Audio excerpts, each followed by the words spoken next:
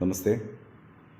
ഹിന്ദി പാഠപുസ്തകത്തിലെ നമ്മുടെ 4ാമത്തെ യൂണിറ്റിലെ ആദ്യത്തെ ചാപ്റ്ററായ ബസന്ത് മേരെ ഗാവ് കാ എന്ന പാഠത്തിൻ്റെ ഒരു ഡീറ്റെയിൽഡ് ഫോളോ അപ്പ് വീഡിയോ ആണ് ഇവിടെ നിങ്ങൾക്കായിട്ട് തരാൻ ഉദ്ദേശിക്കുന്നത്. ചാനലിൽ വന്നിട്ടുള്ള ചാപ്റ്ററിൻ്റെ വിശദമായിട്ടുള്ള സെഷൻ നിങ്ങൾ കണ്ടിട്ടുണ്ടായിരിക്കും. അപ്പോൾ അതിനെ ആസ്പദമാക്കിയിട്ടുള്ള ജസ്റ്റ് ഒരു മലയാളം വേർഷൻ നിങ്ങൾക്കായിട്ട് ഇവിടെ കൂടുതൽ അർത്ഥങ്ങൾ മനസ്സിലാക്കാൻ വേണ്ടിയിട്ടുള്ള ഒരു മലയാളം വേർഷനാണ് നിങ്ങൾക്ക് ഇവിടെ തരുന്നത്.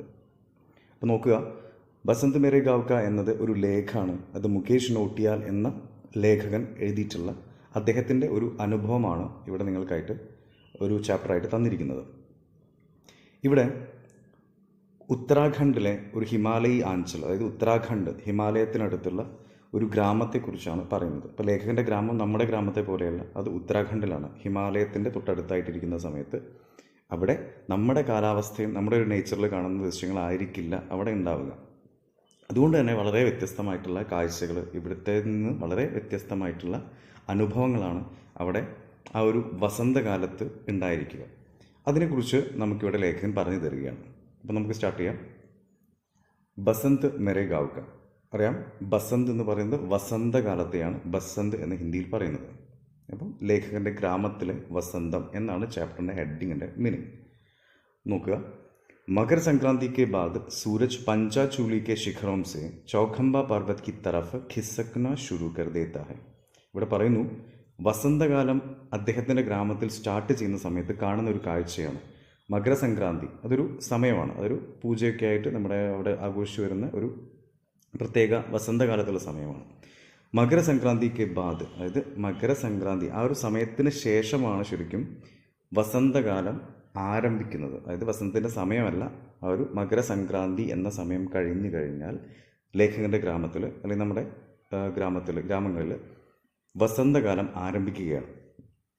മകരസംക്രാന്തിക്ക് ശേഷം, ബാദ് എന്നാൽ ശേഷമാണ്, सूरज पंचाचूली के शिखरों से चौखंबा पर्वत की तरफ खिसकना शुरू कर देता है. പറയുന്നത് ആ ഒരു കാലയളവിൽ സൂര്യൻ പഞ്ചാചൂലി എന്ന ഒരു പർവ്വത നിരകളുടെ മുകളിൽ ഉദിക്കാൻ ആരംഭിക്കും. അപ്പോൾ ഓരോ ദിവസം കഴിയുന്നതിനനുസരിച്ച് സൂര്യൻ കുറച്ച് ഇപ്പുറത്തേക്ക് മാറി ഉദിച്ചുകൊണ്ടിരിക്കും. ഒരു ദിവസം പർവ്വതത്തിൻ്റെ അരികിൽ ഉദിക്കുകയാണെങ്കിൽ അടുത്ത ദിവസം ഒരു അളവ് ഇപ്പുറത്തേക്ക് മാറിയിട്ടാണ് ഉദിക്കുക. അപ്പം വസന്തകാലത്തിൻ്റെ ഓരോ ദിവസങ്ങൾ ടോട്ടൽ നമ്മൾ അതിൻ്റെ എൻഡ് നോക്കുകയാണെങ്കിൽ സൂര്യൻ അത്രയും ദിവസം ആ ഒരു ഡ്യൂറേഷൻ സൂര്യൻ ഇങ്ങനെ സഞ്ചരിച്ചതായിട്ട് ഫീൽ ചെയ്യും. അതിനെക്കുറിച്ചാണ് പറയുന്നത്. അപ്പം 2 പർവ്വതങ്ങളാണ് ഇവിടെ, ഒന്ന് പഞ്ചാചൂലിയാണ്, ഒന്ന് ചൗഖംബയാണ്. അപ്പോൾ വസന്തകാലം തുടങ്ങിക്കഴിഞ്ഞാൽ സൂര്യൻ പഞ്ചാചൂലി പർവ്വതത്തിൻ്റെ അരികിൽ നിന്ന് മുകളിൽ നിന്ന് ഉദിച്ചിട്ട് ചൗഖംബ എന്ന മറ്റേ ഒരു പർവ്വതത്തിൻ്റെ അടുത്തേക്ക് ഓരോ ദിവസവും ഇങ്ങനെ നീങ്ങിക്കൊണ്ടിരിക്കുന്നത് പോലെ ഫീൽ ചെയ്യും. അപ്പോൾ ഖിസക്കന എന്ന് പറഞ്ഞാൽ ഇവിടെ നിരങ്ങുക, നീങ്ങുക എന്നുള്ള മീനിങ് ആണ്. ഓക്കെ, ദാദി കഹത്തി थी कि जेठ तक सूरज हर सुबह बालिस्त पर छलांग मारता है. അപ്പോൾ ലേഖനമുത്ത കഹത്തി थी പറയാറുണ്ടായിരുന്നു, ജേട്ട് എന്ന് പറഞ്ഞാൽ വസന്തം കഴിഞ്ഞിട്ടുള്ള അടുത്ത മാസമാണ്, അടുത്ത സീസണാണ്. അപ്പോൾ അതിൽ പറയുന്നത് ജേട്ട് എന്ന ആ ഒരു സീസൺ വരുന്നത് വരെ സൂര്യൻ വസന്തകാലത്ത് സൂരജ് ഹർ സുബഹ് എല്ലാ രാവിലെയും സുബഹ് ബാലിസ്ത് പർ ഛലാങ് മാർത്ത. ഛലാങ് മാർന്ന മീൻസ് ഇങ്ങനെ തുള്ളുക എന്നാണ്. അതായത് സൂര്യൻ ഇങ്ങനെ നീങ്ങി ഇങ്ങനെ ഒരു സൈഡ് ഇങ്ങനെ ഇടവിട്ട് ഇങ്ങനെ മാറി ഉദിക്കുന്നതായിട്ട് ഫീൽ ചെയ്യും. നമ്മൾ മുമ്പ് പറഞ്ഞത് पंचाचूली से चौखंबा तक पहुंचने में सूरज को पूरे 4 महीने का समय लग जाता है. അങ്ങനെ സൂര്യൻ 4 മഹീനെ കാ സമയം, 4 മാസം സമയമെടുത്തിട്ടാണ് പഞ്ചാചൂലി പർവ്വതത്തിൽ നിന്ന് ചൗഖംബ പർവ്വതം വരെ എത്തുക. അപ്പോൾ നമുക്ക് മനസ്സിലാക്കാം, ഇവിടെ സൂര്യൻ ഉദിച്ച് നീങ്ങുന്ന അവിടെ എത്തുന്ന സമയം, അതായത് ഇവിടെ ലേഖകൻ്റെ ഗ്രാമത്തിൽ വസന്തകാലം എന്നത് 4 മഹീനെ കാ സമയം, 4 മാസത്തോളം നീണ്ടു നിൽക്കുന്ന ഒരു കാലമാണ് നമ്മുടെ വസന്തകാലം. ഇവിടെ നമ്മുടെ ഈ ഒരു ഉത്തരാഖണ്ഡിലെ ഹിമാലയി ആഞ്ചൽ, ഉത്തരാഖണ്ഡിലെ ലേഖകൻ്റെ ഗ്രാമത്തിൽ.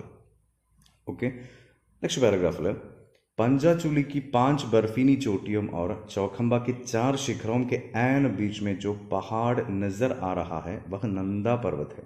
ഇനി പറയുന്നു, പഞ്ചാചൂലിക്ക് 5 ബർഫീനി ചോട്ടി, പഞ്ചാചൂലി എന്ന പർവ്വതത്തിന് 5 ബർഫീനി മഞ്ഞ് നിറഞ്ഞ ചോട്ടി, അതിൻ്റെ ശിഖരങ്ങൾ, ഓർ ചൗഖംബയ്ക്ക് 4 ശിഖർ, ചൗഖംബയ്ക്ക് അതുപോലെ 4 ശിഖരങ്ങളുണ്ട്. അപ്പോൾ അതിൻ്റെയൊക്കെ ഈ 2 പർവ്വതങ്ങളുടെ ഇടയിൽ बीच में जो पहाड़ അതിൻ്റെ ഇടയ്ക്ക് ഒരു ചെറിയ പർവ്വതമുണ്ട്. പഹാഡ് നസർ ആ റഹാ ഹൈ വ നന്ദാ പർവ്വത് ഹൈ. ആ പർവ്വതത്തിൻ്റെ പേര് നന്ദാ പർവ്വത് എന്നാണ്. അതായത് ചൗഖംബ പഞ്ചാചൂലി ഇത് രണ്ടിൻ്റെയും മിഡിലിൽ ഒരു പർവ്വതമുണ്ട്. അതിൻ്റെ പേര് നന്ദാ പർവ്വത് എന്നാണ്. നമുക്ക് ഊഹിച്ചെടുക്കാം സൂര്യൻ്റെ നേരത്തെ ആ നീക്കത്തിൽ സൂര്യൻ നന്ദാ പർവ്വതത്തിൻ്റെ മുകളിൽ എത്തിക്കഴിഞ്ഞാൽ നമുക്ക് മനസ്സിലാക്കാം ലേഖകൻ്റെ ഗ്രാമത്തിൽ വസന്തകാലത്തിൻ്റെ ഏറ്റവും മിഡിൽ ടൈം ആണെന്ന് മനസ്സിലാക്കാം. ഓക്കെ, ഇനി എന്താ പറയുന്നത്?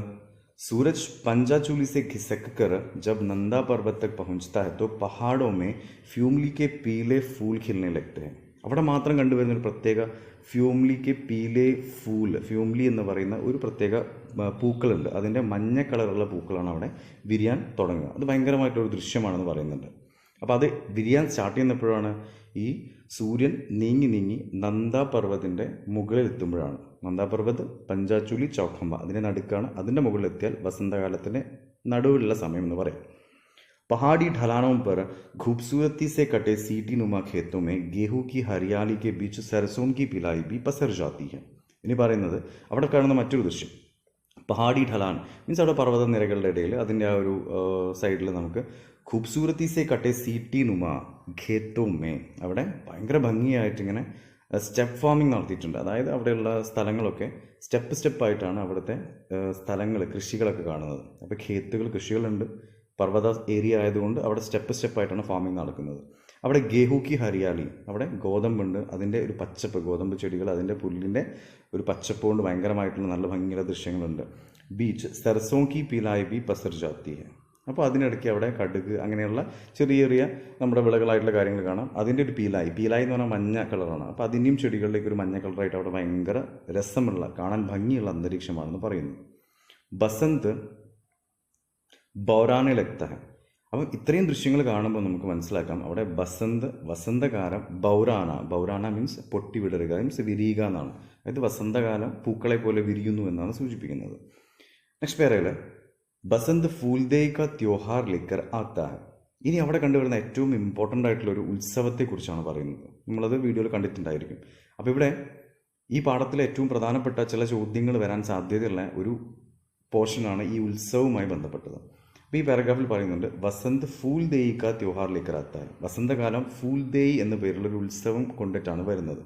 അപ്പം ദേർ ഷാം തക് ബച്ചെ ഫൂൽ ചുനത്തെ ഹെ. ഈ ഉത്സവത്തിൻ്റെ ആ ഒരു കാലയളവിൽ കുട്ടികൾ ദേർ ഷാം എന്ന് വെച്ചാൽ വളരെ ലേറ്റായിട്ട് ഈവനിങ് വരെ കുട്ടികൾ ഫൂൽ ചുനത്തെ ഹെ പൂക്കൾ പറിക്കാൻ വേണ്ടിയിട്ട് പോകും. അവർ അത് തിരഞ്ഞിങ്ങനെ പറിക്കും. ഇൻ ഫൂലോം കോ റിംഗാൽ സെ ബനി ഘാസ് തറഹ് കി ठोकरियों में रखा जाता है. എന്നിട്ട് ഈ പൂക്കൾ ദിവസം മുഴുവൻ നടന്ന് കളക്ട് ചെയ്തിട്ട് ബാസ്കി ഏക്ക് പ്രജാതി എന്ന് പറഞ്ഞാൽ ഒരു പുല്ല്, ഒരു മുളയുടെ വർഗ്ഗത്തിൽപ്പെട്ടുള്ള ഒരു പുൽവർഗ്ഗത്തിൽപ്പെട്ട ഒരു സാധനം കൊണ്ട് ഉണ്ടാക്കിയിട്ടുള്ള ഒരു ചെറിയ കൊട്ടയാണ്. അപ്പോൾ അതിലാണ് റിംഗാൽ. അപ്പോൾ റിംഗാൽ എന്ന് പറയുന്ന അതിൽ എന്ത് ചെയ്യും, ഇവർ കുട്ടികൾ പൂക്കൾ ശേഖരിക്കും. അപ്പം ആ കൊട്ടകൾ ശേഖരിച്ചിട്ട് ठोकरियों को रात भर पानी से भरी गागरों के ऊपर रखा जाता है. ഈ കളക്ട് ചെയ്യുന്ന പൂക്കൾ നിറഞ്ഞ ആ കുട്ടകൾ അവർ രാത്രി മുഴുവൻ പാനീസെ ബരേ ഗാഗറും വെള്ളം നിറഞ്ഞ ഗാഗർ എന്ന് പറഞ്ഞ കുടങ്ങളാണ്, മൺകുടങ്ങളുടെ മുകളിൽ അവർ വെക്കും. താക്കി സുബ തഹ് മുർജ നപ്പായെ. അപ്പം നേരം വെളുക്കുന്ന സമയമാകുമ്പോഴേക്കൊന്നും ഈ പൂക്കൾ വാടിപ്പോവില്ല. മുർജന എന്ന് പറഞ്ഞാൽ വാടുക എന്നാണ്. അപ്പം നമ്മുടെ പൂക്കളൊന്നും മുർജ നപ്പായെ അവർ അത് വാടാതിരിക്കാൻ വേണ്ടിയിട്ട് അവരത് അങ്ങനെ സൂക്ഷിക്കുന്നതാണ് പറയുന്നത്. സുബഹ് പൗ ഫട്ടത്തെ ഹി ബച്ചോം കി ടോലിയാം ഗാവ് ഭർമേ ഘൂംതി ഹെ. ഇനി അടുത്ത ദിവസം പൂക്കൾ കളക്ട് ചെയ്തിട്ട് ഈ ഫൂൽദേ ഉത്സവം തുടങ്ങുന്ന എന്ന് പറയുന്ന സമയത്ത് പൗ ഫട്ടത്തേഹി, ആ വാക്കിൻ്റെ അർത്ഥം നോട്ട് ചെയ്യണം. പൗ ഫട്ടണ മീൻസ് പൊട്ടി വിടരുക എന്നാണ്. നേരം പൊട്ടി വിടരുന്ന സമയമാകുമ്പോഴേക്കും പുലർച്ചെ തന്നെ കുട്ടികൾ ബച്ചോം കി ടോലി മീൻസ് കുട്ടികളുടെ ആ ഒരു ഗ്രൂപ്പ് അവർ ഗാവ് ഭർ ഘൂംതി ഹെ, ഗ്രാമം മുഴുവൻ അവരിങ്ങനെ കറങ്ങും. പിछली शाम चुने गए फूल घरों की देहरियों पर सजाए जाते हैं. കഴിഞ്ഞ ഈവനിങ്ങിൽ കളക്ട് ചെയ്ത നമ്മൾ സൂക്ഷിച്ച ആ പൂക്കൾ മുഴുവൻ അവർ ആ ഗ്രാമത്തിലെ വീടുകളുടെ ദേഹരി എന്ന് പറഞ്ഞാൽ ഫ്രണ്ടേജാണ്, വീടുകളുടെ ഗേറ്റിൻ്റെയും അല്ലെങ്കിൽ ആ ഫ്രണ്ട് ഭാഗത്ത് കാണുന്ന ഭാഗങ്ങളിൽ അവർ കുട്ടികൾ കൊണ്ടുപോയിട്ട് സജായേ ജാത്തേ ഹേ, അവർ അലങ്കരിക്കും ആ പൂക്കളുകൊണ്ട്. അപ്പോൾ ഇവിടെ പറയുന്നത് നമ്മുടെ ഓണമായിട്ട് സിമിലർ ആയിട്ടൊരു ഉത്സവമാണ്. ഓണത്തെ നമ്മൾ വീട്ടിൽ പൂക്കളിടും, ഇവിടെ നാട്ടിലെ കുട്ടികൾ ആ ഗ്രാമങ്ങളിലെ എല്ലാ വീട്ടുകളിലും പോയിട്ട് അവിടെ പൂക്കൾ ഇട്ട് കൊടുക്കും അല്ലേ. അപ്പോൾ അങ്ങനെ സിമിലാരിറ്റി ഉണ്ട്. അപ്പോൾ ഇവിടെ സജായേ ജാത്തേ ഹേ, जिनके घरों में फूल सजाए जाते हैं वे बच्चों को चावल गुड़ दाल आदि देते हैं.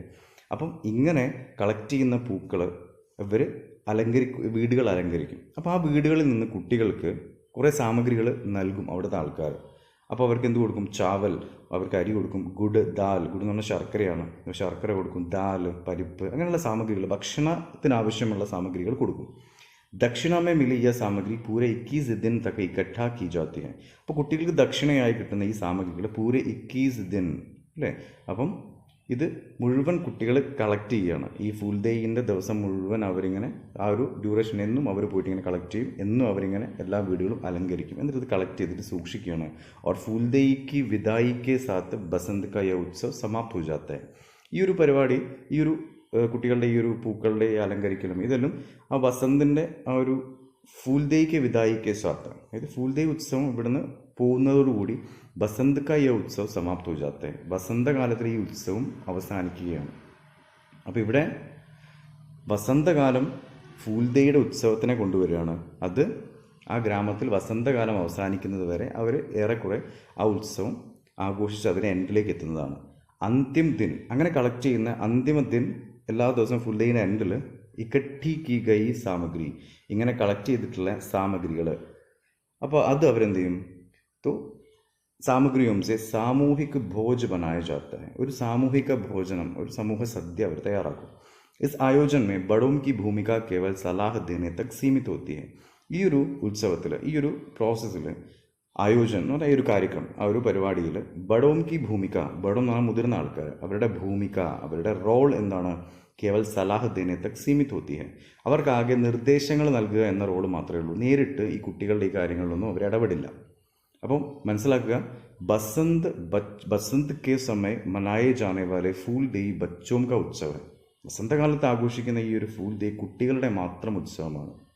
അപ്പം അതുകൊണ്ടാണ് പറയുന്നത് is ആയോജൻ may ബഡോം Ki Bhumika Kewal Salah ദേനെ Tak സീമിത് ഹോത്തി high. Our advices കൊടുക്കുകയുള്ളൂ. ബാക്കി സാറേ കാം ബച്ചേ കർത്തെ ഹൈ. അങ്ങനെ എല്ലാ ജോലികളും, പിന്നെയുള്ള ഇതിൻ്റെ എല്ലാ ജോലികളും ചെയ്യുന്നത് കുട്ടികളാണ്. ബാക്കി സാറേ കാം ബച്ചേ കർത്തെ ഹൈ. ഉത്തരാഖണ്ഡ് കെ ഹിമാലയ് ആഞ്ചൽ മേ, ഇനി പറയുന്നു ഉത്തരാഖണ്ഡിലെ ഹിമാലയ് ആഞ്ചൽ മേ ഫൂൽ ദേയ് സെ ബഡാ ബച്ചോം കാ കോയി ദൂസറാ ത്യോഹാർ നെയ് ഹൈ. ഇവിടെ ഫൂൽ ദേയ് എന്ന ഈ ഉത്സവമാണ് കുട്ടികളുടെ ഉത്സവമായിട്ട് നമ്മൾ അറിയുന്നത്. ഏറ്റവും കൂടുതൽ അറിയപ്പെടുന്ന കുട്ടികളുടെ ഉത്സവം എന്നത് എന്താണ്? ഉത്തരാഖണ്ഡിലെ ഹിമാലയ് ആഞ്ചലിലുള്ള ഫൂൽ ദേയ് എന്ന ഉത്സവമാണ്. അപ്പോൾ ഫൂൽ ദേയ് സെ ബഡാ ബച്ചോം കാ കോയി ദൂസറാ ത്യോഹാർ നെയ് ഹൈ. ഇവിടെ കുട്ടികളുടെ ഉത്സവമായിട്ടുള്ള ഫൂൽ ദേയിനേക്കാളും വലിയൊരു ഉത്സവം നമ്മളിവിടെ എവിടെയും ഇല്ല, അതായത് എവിടെയും ഇല്ല എന്നാണ് പറയുന്നത്. അപ്പോൾ ഇവിടെ നമുക്ക് സൈഡിലൊരു ക്വസ്റ്റ്യൻ ആയിട്ട് ഞാൻ ചോദിച്ചിട്ടുണ്ട്, ഉത്തരാഖണ്ഡ് കെ ഹിമാലയ് ആഞ്ചൽ മേം ഫൂൽ ദേയ് കോ ബച്ചോം കാ സബ്സെ ബഡാ ത്യോഹാർ മാനത്തെ ഹൈ ക്യോं. അപ്പോൾ നിങ്ങളതിൻ്റെ ആൻസറായിട്ട് എഴുതേണ്ടത് ഫൂൽ ദേയ് എങ്ങനെ സെലിബ്രേറ്റ് ചെയ്യുന്നു, 21 ദിൻ തക്ക് മനായ ജാത്ത ഹൈ, എത്ര ദിവസമാണ് ആഘോഷിക്കുന്നതെന്നും ഇത് എന്താണ് ഇതിൻ്റെ പ്രത്യേകത എന്നും എഴുതുക. ദെൻ വസന്ത് കെ സമയം മനായ ജാത്ത ഹൈ എന്ന് എഴുതുക. വസന്ത് കാ ഉത്സവ് ഹൈ എന്ന് പറയുക. പിന്നെ അതിൻ്റെ കൂടെ അതിനകത്ത് എന്തൊക്കെയാണ്, കുട്ടികൾ എന്ത് ചെയ്യുന്നു എന്ന് നിങ്ങൾ ആൻസറിൽ കോട്ട് ചെയ്യാം. ലാസ്റ്റ് നമുക്ക് എന്ത് പറയാം? യഹാം സാറേ കാം ബച്ചേ കർത്തെ. ലാസ്റ്റ് ഈ പാരഗ്രാഫിലുള്ള വരികൾ ശ്രദ്ധിച്ചാൽ മനസ്സിലാവും.